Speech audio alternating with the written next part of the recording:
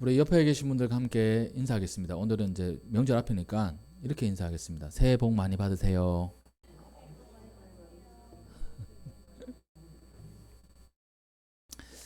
네, 오늘은 그 편견을 넘어 이 사랑으로라는 제목으로 함께 말씀을 나누겠습니다. 이 편견, 그러니까 편이라는 단어를 한번 보니까 한자죠, 한자. 치우쳐 있다는 뜻입니다. 한쪽으로. 요즘 그 우리 시대를 보면 치우쳐 있는 게 너무나 많은 것 같아요. 그러니까 그 나라를 봐도 이 좌우 대립이지 않습니까? 사실 한쪽, 오른쪽, 왼쪽 대립. 그래서 그 TV에 보면 그 가황 나훈아 선생님이 막 그 무대에서 뭐 이렇게 왼쪽 오른쪽 손을 두고 이렇게 뭐 얘기한 장면도 있잖아요. 막 이 왼쪽이 오른쪽 보고 막 잘못했다 하니까 오른쪽이 니는 뭐 잘했나? 막 이렇게 얘기하고 막 그렇게 했다고 막 사람들이 막 좋아하는 사람들도 있고 또 막 비판하는 사람들도 있고 막 그렇더라고요. 지금 완전 이게 치우쳐 있는 그런 세상에 우리가 살고 있습니다. 저도 이제 참 이 중간을 이걸 딱 유지하려고 하는데 제 생각도 나름 이제 자기 가치관을 가지고 이렇게 따르는 게 있어요. 여기 계신 분들도 뭐 따르는 그런 가치가 있을 겁니다. 근데 너무 치우쳐 버리면 상대방의 이야기를 듣지 못하고 이렇게 얘기하죠. 색안경을 끼고 본다. 색안경을 끼고 보는 그런 일들이 생기는 거예요. 그래서 참 이것을 우리가 다 깨워버리고 예수님의 사랑으로 우리가 하나가 되어야 되는데 그러지 못하는 우리의 그 현실 또 우리 세상 하나님께서는 예수님께서는 그 현실 속에서 우리에게 무엇을 말씀하실까라는 그런 마음을 담아서 오늘 말씀을 준비하게 되었습니다. 이 편자라는 말이 앞서서 얘기했듯이 치우쳐 있다. 치우칠 편자. 편자가 들어간 단어 뭐가 있습니까? 자, 편식 맞습니다. 편식. 우리 친구들 편식해요? 예, 편식 잘합니다. 풀은 안 먹어요. 우리 친구들은 풀 잘 먹어요? 채식 잘 해요? 우리 아이들은 채식은 거의 하지 않습니다. 고기 좋아해요. 고기. 치킨, 소고기, 돼지고기, 생선 이런 거 좋아합니다. 김치 잘 안 먹어요. 볶아야 좀 먹을까 말까. 김치찌개 있는 김치 좀 먹을까 말까. 잘 안 먹습니다. 편식이죠. 편식. 이것도 치우칠 편자를 써요. 또 편자 들어가는 게 뭐가 있을까요? 편애가 있어요. 편애. 편애가 뭡니까? 한 사람만 좋아하는 거예요. 아이들이 이렇게 많은데 한 사람만 좋아합니다. 저는 우리 아이가 셋이 있는데 누구를 제일 좋아할까요? 첫째, 둘째, 셋째? 저는 사실 다 좋아합니다. 다 좋아하기는. 우리 친구들은 아빠가 누구를 제일 좋아하는 것 같아요?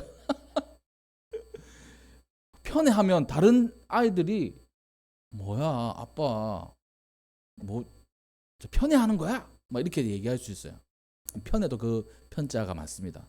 또 뭐가 있을까요? 편견 맞아. 편견도 있어요.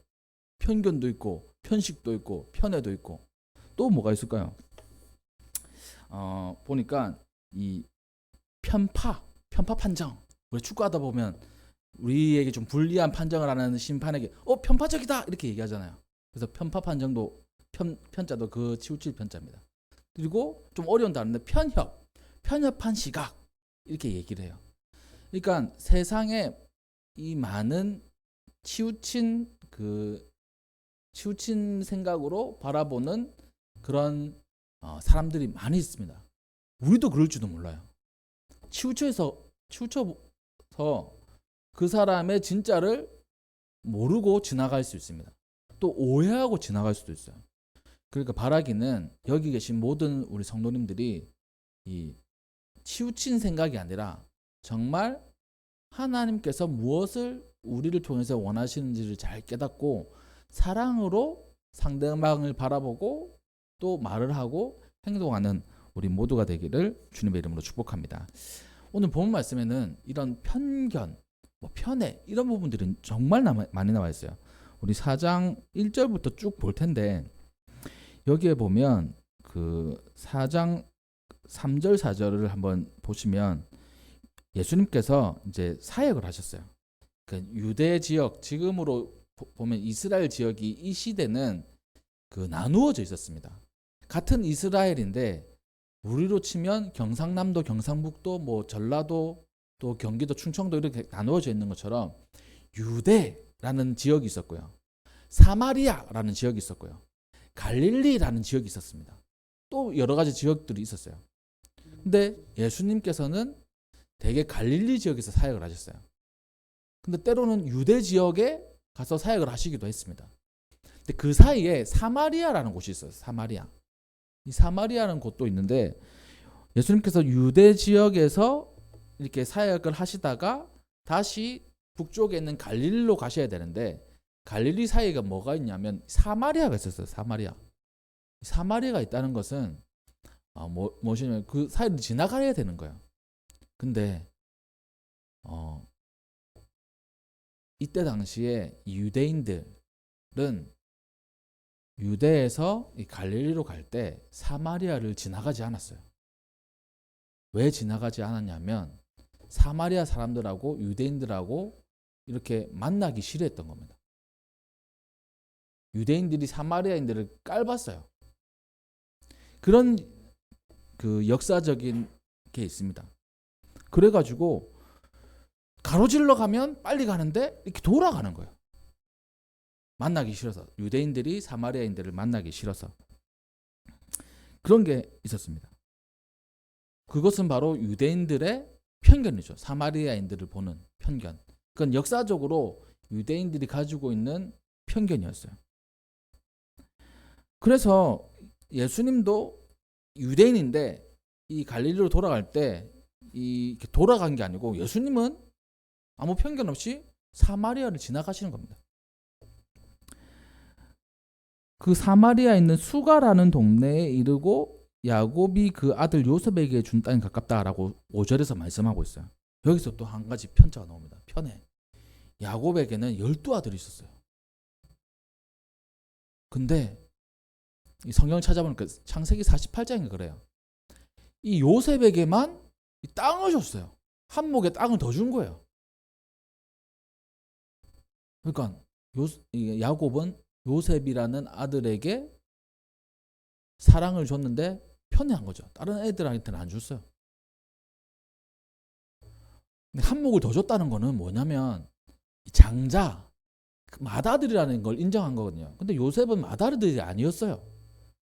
단지 요셉을 사랑하는 이 야곱의 마음이 담겨져 있었던 겁니다.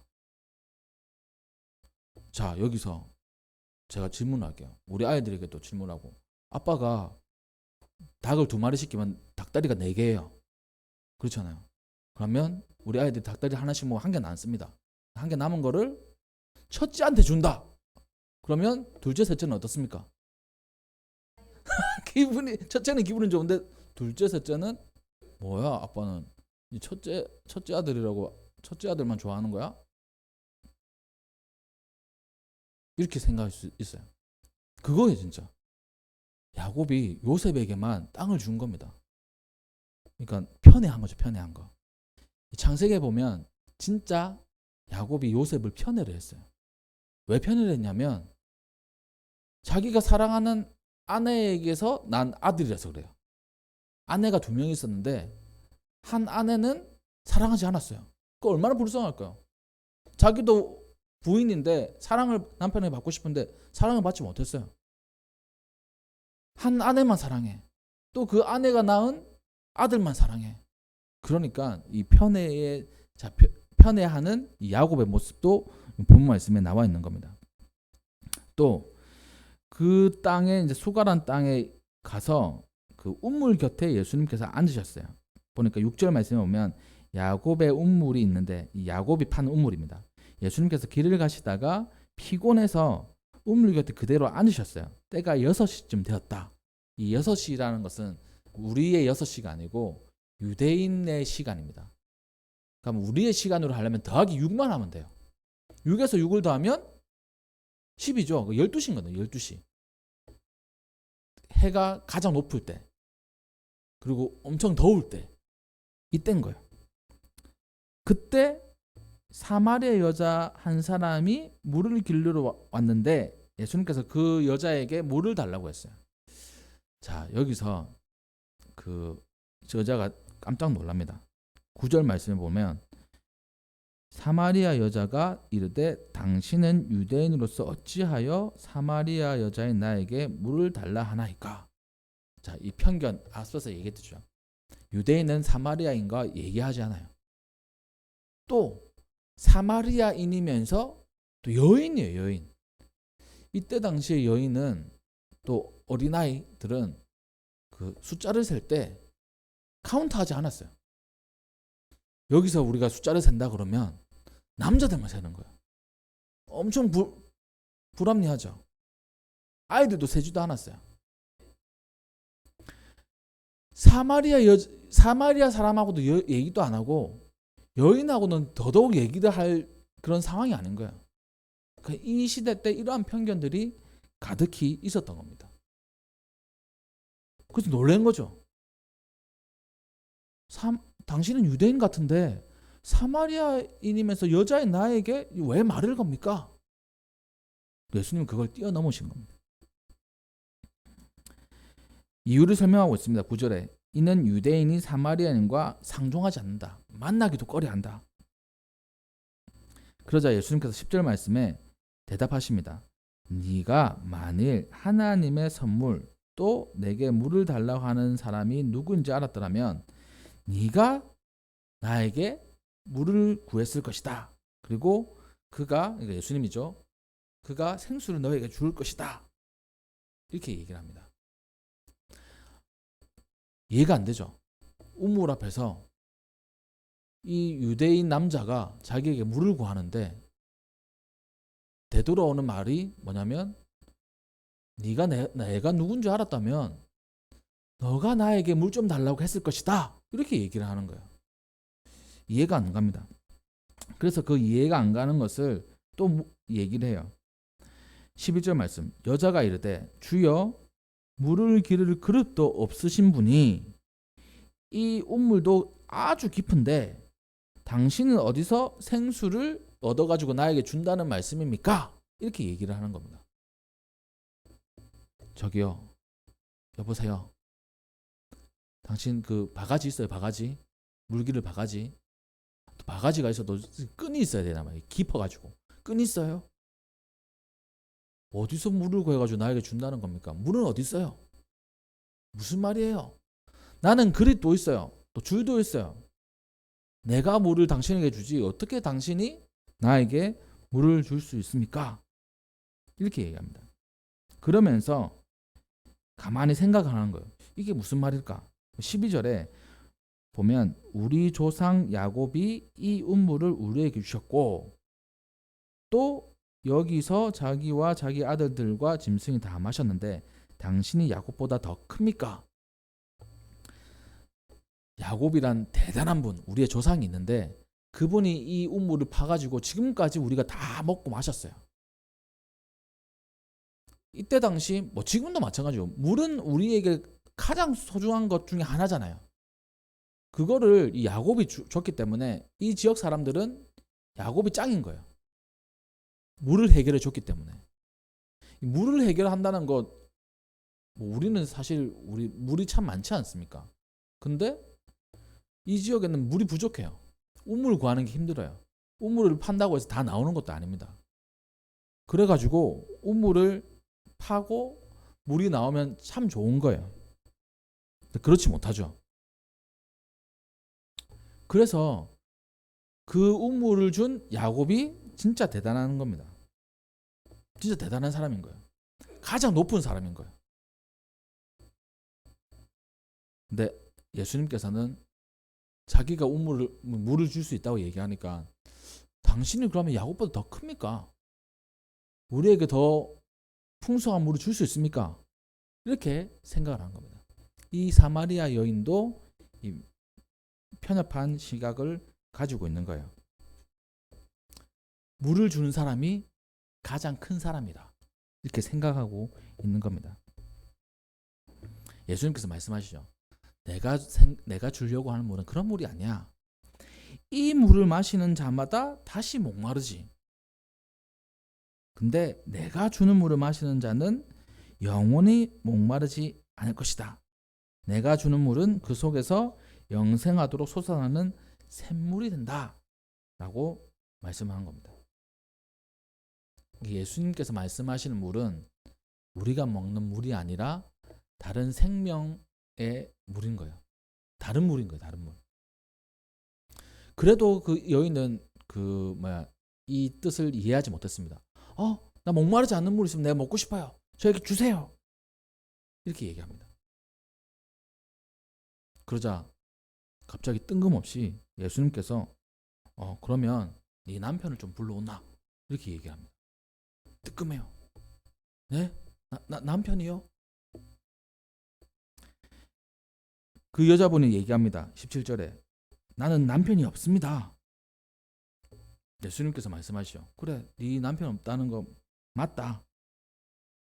너에게는 남편이 5명이 있었고, 이 남편이라는 단어는 그 남자라는 단어하고 때로는 남편이라는 단어하고 이렇게 원어를 보니까 그렇게 쓰이더라고요. 어떨 때는 남자라고 쓰이기도 하고 어떨 때는 남편이라고 쓰이기도 합니다. 그러니까 너에게 남자가 5명 있었고 그 전에 이렇게 해석할 수도 있고 남편이 5명 있었다 이렇게 해석할 수도 있어요. 또 지금 있는 자도 내 남편이 아니니 네 말이 맞구나. 그걸 보고 깜짝 놀랍니다. 자신을 모르는 사람이 자신의 과거, 현재를 꿰뚫어 보는 거예요. 그래서 여자가 얘기합니다. 주여, 내가 보니 당신은 선지자십니다. 예언자이십니다. 자신의 삶을 꿰뚫어 보니까요. 그렇게 해서 예수님의 하고 사마리아 여자의 이야기가 쭉 나와요. 그 예수님은 이 편견 속에 사로잡혀 있는 이 세상 사이에서 다른 행동을 하십니다. 만약에 이 편견대로 이게 살아가는 사람대로 살아가셨다면 이렇게 행동 안 했을 거예요. 맨 처음에는 그 갈릴리로 다시 이동하실 때 사마리아를 통과를 안 하셨을 겁니다. 사마리아인하고 상종 안 하니까 우리 돌아가자. 근데 예수님은 사마리아로 들어가셨어요.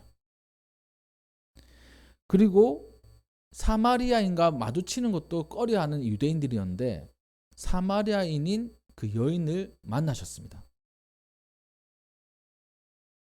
그리고 여자였어요.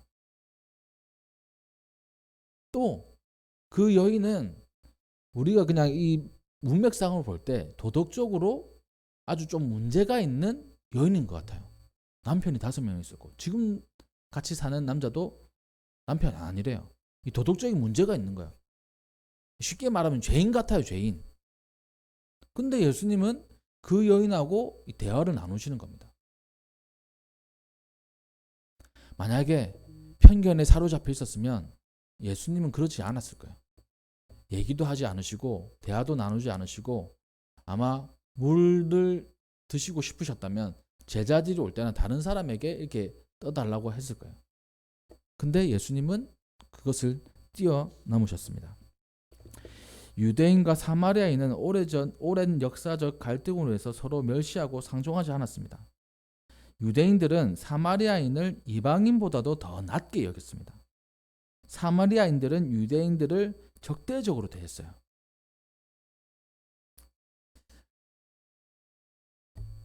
사마리아 여인이 당신은 유대인으로서 어찌하여 사마리아 여자 곧 나에게 물을 달라 하십니까? 라고 물을 때 유대인과 사마리아인 간의 이 깊은 불신과 이 편견을 잘 보여줍니다.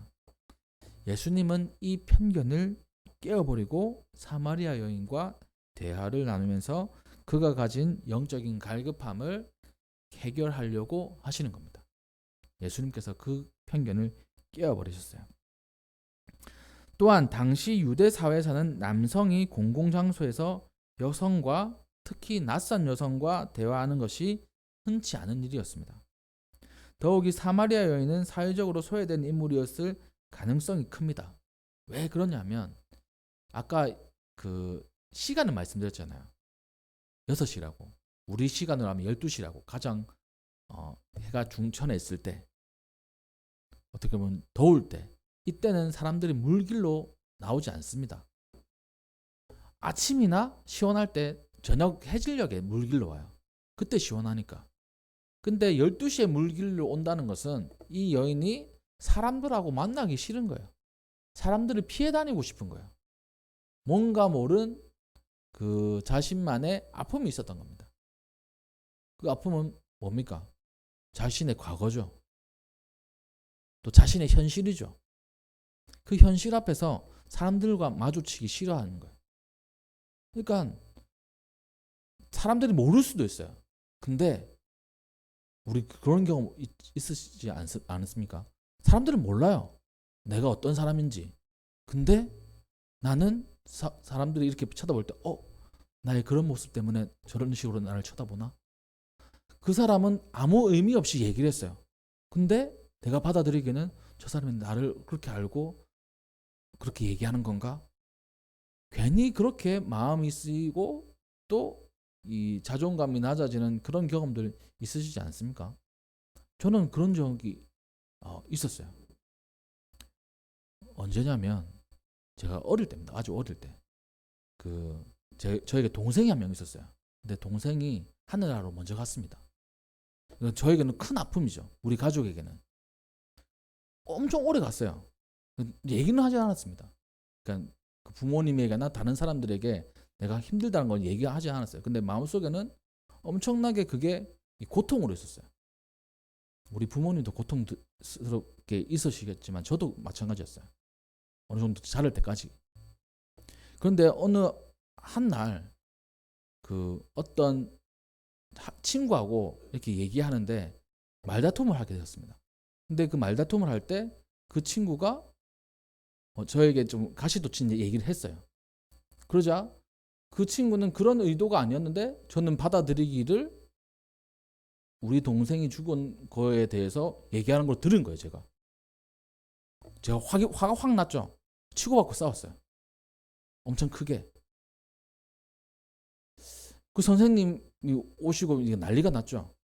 치고받고 싸워가지고. 그래서 왜 그랬냐?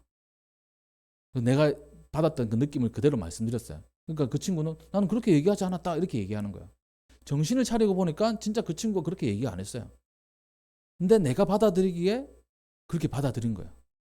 내 마음속에 있는 상처, 고통 때문에 다른 사람이 그렇게 얘기한 게 아닌데도 나는 그렇게 받아들이게 되는 겁니다. 우리 일상 속에서 이런 일들 많아요. 우리의 상처 때문에 다른 사람들의 시선, 다른 사람들의 말, 이게 가시로 우리에게 다가올 수가 있는 겁니다. 그렇기 때문에 사람들하고 멀어질 수가 있어요. 사람들이 피해 다니는 겁니다. 이 여인이 그랬던 거예요. 12시에 물길로 오는 사람 없어요. 너무 더워가지고. 근데 12시에 물길로 와야만 사람들을 만나지 않는 겁니다. 그래서 물길로 그 시간에 온 거예요. 근데 그때 예수님을 만난 겁니다. 사람을 피해 다니려고 이 더운 시간에 물길로 왔는데 예수님이 거기에 계신 거예요. 예수님의 이러한 성별 간의 이 편견을 넘어서 또한 그녀와 진지한 대화를 나누면서 그녀를 참 존중하고 또 그 속에 있는 아픔들을 치유하기를 원하셨던 겁니다. 이는 하나님께서 모든 사람을 동등하게 대하신다는 중요한 메시지가 있습니다. 세상은 사실 이 계급 사회가 같아요. 계급 사회가 아니라 다 만인이 평등하다고 하지만 현실은 다릅니다. 사실 계급이 있는 것 같아요. 지금 보세요. 이 계급 있잖아요. 제일 높은 사람이 누굽니까? 요즘 제일 높은 사람 누구예요? 친구들 느끼기에 대통령이에요. 대통령 제일 높은 사람 아닙니다. 지금 구속돼 있잖아요. 네. 대통령이 제일 높은 사람인 줄 알았는데 저도 이때까지 대통령이 제일 높은 사람인 줄 알았어요. 근데 대통령 제일 높은 사람 아닙니다. 대통령 그냥 구속시킬 수 있어요. 그러니까 얼마나 대단한 나라입니까 우리나라가. 이게 대통령이 최고 권력이라고 생각하지만 그 최고 권력을 견제할 수 있는 나라가 우리나라인 거예요. 어떻게 보면 대단하죠. 그렇다면 그럼 누가 최고인 거예요? 국민이 최고라고 이렇게 사람들은 얘기합니다. 국민이 최고가 아니에요. 이 국회도 어떻게 보면 최고죠. 이 많은 사람들을 있으면 최고인 거야. 그리고 보니까 또 판사도 최고예요. 판결을 이렇게 내려버리면 이제 끝인 거예요. 끝인 거. 그러니까 보니까 대통령이 최고가 아니고 다수인 사람들, 그 정치인들 또 이 판결을 하는 마지막 결론을 내는 이 판사가 최고구나. 이 생각이 들더라고요. 제가 지금 이 돌아가는 걸 보니까 와 진짜 대단하네. 그런 계급들이 있는 것 같아요. 근데 하나님은 그런 계급들을 있다고 생각하는 그런 시대 속에서 그렇게 사람을 판단하거나 정죄하지 않으신다는 겁니다. 다 똑같은 거예요. 또 사마리아 여인은 5번 결혼했고 현재 같이 사는 남자도 남편이 아니라는 사실을 예수님께서 말씀했습니다. 그녀는 자신의 삶이 드러났던 점에서 당황했을 거예요. 근데 아마 사회적으로는 그녀가 죄인이라고 이렇게 낙인 찍었을 수도 있습니다. 근데 예수님께서는 그거에 대해서 정죄하지 않으셨어요. 네 삶이 어떻게 보면 도덕적으로 좀 타락했니? 그런 거 있구나. 근데 나는 너를 정죄하지 않아. 네가 그걸 잘못했다고 내가 뭐 이렇게 나무라지 않아. 하나님께서 도덕적인 기준이나 인간적인 판단에 따라서 사람을 대하지 않으신다는 것을 강조하시는 겁니다. 예수님은 이 사건에서 유대인이고 남성이고 종교 지도자고 또 여러 가지 가지기 쉬운 그 편견들을 가지고 있으실 수도 있는데 그것을 다 내려놓으시고 이 사마리아 여인에게 다가가실 때 한 개인으로서 존중하는 그런 마음을 가지시고 이야기를 하시는 겁니다. 또한 예수님께서 그녀가 가진 영적인 목마름을 이렇게 해결해 주시기 위해서 애를 쓰시는 거예요.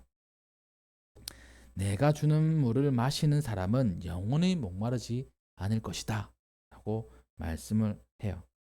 그리고 복음을 전하는 겁니다. 그래서 이 이야기의 결론을 보면 이렇습니다. 이 물동이를 다 내버려 두고 이 동네로 들어가가지고 이렇게 얘기해요. 내가 메시아를 만났다. 그 장면을 한번 볼까요? 여기 28절에 보면 이렇게 있습니다. 여자가 물동이를 내버려 두고 동네로 들어가서 사람들에게 이르되 29절 내가 행한 모든 일을 내게 말한 사람을 와서 보라. 이는 그리스도가 아니냐? 그러자 동네 사람들이 예수께로 나왔습니다. 앞서서 얘기했죠. 이 여인은 사람들을 만나기 싫어하는 사람이었어요. 피해 다니는 사람이었어요. 근데 예수님을 만나니까 자기의 삶의 이 모든 짐들을 다 내려놓고 사람들에게 예수님을 소개하는 사람으로 바뀌게 된 겁니다. 대단한 변화죠. 우리 인생의 대단한 변화인 겁니다. 우리가 살아갈 때 그 참 이 두려운 마음 또 억눌린 마음 여러 가지 마음들이 있어요. 그리고 사람들이 나를 어떻게 생각할까? 또 나는 어떻게 살아야 될까? 뭐 여러 가지 이 부족한 부분들을 볼 때 내가 살아가는 거 인생 참 힘들구나. 사람들이 나를 어떻게 쳐다볼까? 이런 것도 너무나 신경 쓰여요. 근데 예수님은 그렇지 않다는 겁니다. 예수님은 우리에게 다가오실 때 편견으로 다가오시지 않습니다. 예수님은 우리에게 다가오실 때 사랑으로 다가오시는 거예요. 너를 사랑한단다. 나에게 오면 목마르지 않는 영원한 생명 샘물이 있단다. 이것을 우리에게 말씀해 주시는 거예요. 영원한 샘물이 뭡니까? 목마르지 않는 게 뭡니까? 바로 예수님의 그 은혜인 겁니다. 사람들은 목말라서 물을 마셔요. 그건 육체적인 물입니다. 또 허전하기 때문에 뭔가를 채우기 위해서 여러 가지를 합니다. 일에 중독되어 있는 사람도 있어요. 워커홀릭이라고 그러죠. 또 술에 중독되어 있는 사람이 있어요. 마약이 중독되어 있는 사람이 있어요. 여러 가지에 중독되어 있습니다. 게임에 중독된 사람들도 있고요.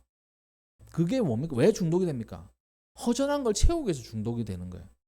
근데 예수님의 은혜와 사랑으로 이렇게 채워진다면 그것은 중독을 넘어서 영원한 샘물이 되어서 우리를 채워주고 갈증을 해결해 준다는 것입니다. 그 예수님의 은혜가 이번 한 주간 동안 여기 계신 모든 성도님들의 삶 가운데 풍성하시기를 주님의 이름으로 축복합니다. 또한 한 가지 더, 예수님도 다른 사람을 볼 때 편견으로 바라보지 않으셨어요. 여러 가지 이 편견으로 볼 수 있는 그 여인을 편견을 가지고 보지 않으시고 사랑으로 보셨습니다. 그렇다면 우리는 다른 사람들을 볼 때 어떻게 바라봐야 될까요? 편협한 시각, 편견으로 사람을 바라보면 안 된다는 겁니다. 저 사람 왜 저래? 가 아니라 뭐 이유가 있겠지. 왜 저런 말을 하지? 우리도 가시도치게 이렇게 대하는 게 아니고 뭔가 아픔이 있겠지. 왜 그랬을까? 이걸 한번 돌아보는 거예요. 제가 왜 이런 말씀을 드리냐면 이제 명절이면 사실 되게 많은 분들이 가족들을 만나지 않습니까? 가족들하고 또 많이 싸워요. 그렇죠? 가족들하고도 친척들하고도 되게 다투기도 합니다. 또 뭐 어떤 얘기가 나왔을 때 생각이 다르면 다투기도 해요. 사람을 만나고 또 그 교제를 하는 중요한 이 설날 이 연휴 기간 동안에 어떻게 보면 나에게 공격을 하고 또 가시돋친 말을 할 때 우리가 진짜 마음 같아서는 쏘아주고 싶어요. 맞받아치고 싶어요.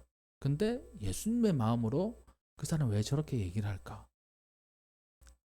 왜 마음을 저렇게 다쳐있을까? 한번 돌아보고 사랑으로 다가간다면 우리는 진짜 그리스도인으로서의 삶의 모습으로 살아가는 사람이 되는 겁니다. 그렇지 않고 같이 이렇게 쏘아버린다면 이거는 같은 사람이 되는 거예요. 편견에 사로잡혀 있는 사람. 예수님께서 편견을 가지고 계시지 않았듯이 우리 성도님들도 다른 사람을 볼 때 편견으로 보는 게 아니고 사랑으로 이렇게 보살피며 또한 안아줄 수 있는 넉넉한 분들 되시기를 주님의 이름으로 축복합니다. 우리 말씀을 정리하겠습니다. 예수님은 편견이 없으시고 사랑으로 품는 분이었어요. 여러 가지 문제가 있었지만 그것을 다 지적하지 않으셨어요. 그것을 막 고치라고 이렇게 막 나무라지 않으셨어요.